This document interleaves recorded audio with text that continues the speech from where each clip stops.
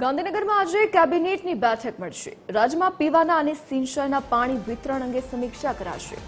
રસ્તા ઉપર પડતા ખાડા અને મરામતની કામગીરીની સમીક્ષા કરાશે।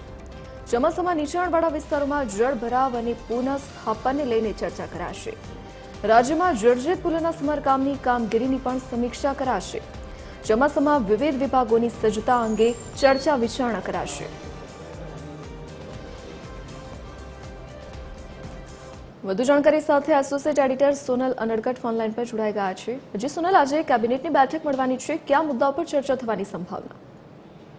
જી, આજે કેબિનેટની બેઠક મુખ્યમંત્રી ભૂપેન્દ્ર પટેલની અધ્યક્ષતામાં મળવા જઈ રહી છે। ત્યારે આજની બેઠકમાં ચોમાસાનો સમય છે ત્યારે પીવાના અને સિંચાઈના પાણીના વિતરણ અંગેની સમીક્ષા કરાશે। સાથે જ રસ્તા ઉપર જે સતત ખાડાઓ પડી રહ્યા છે તેના સંદર્ભમાં તેની મરામતની કામગીરીના આદેશ મુખ્યમંત્રી તરફથી કરાયા હતા અને ગઈકાલે ગૃહ રાજ્યમંત્રી હર્ષ સંઘવીએ પણ ઉચ્ચ સ્તરીય બેઠક બોલાવી હતી અને આ કામગીરીની સમીક્ષા કરી હતી।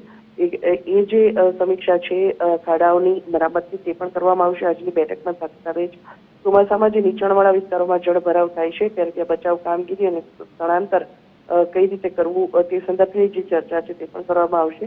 સાથે જ ગંભીરા બ્રિજ તૂટ્યા બાદ ગંભીરા બ્રિજ પછી જર્જરિત જે પુલો છે રાજ્યના તેના સતતનો સર્વે પૂર્ણ કરી દેવામાં આવ્યો છે, પણ તેની મરામતની જે કામગીરી છે તે અલગ અલગ તબક્કા પર ચાલી રહી છે।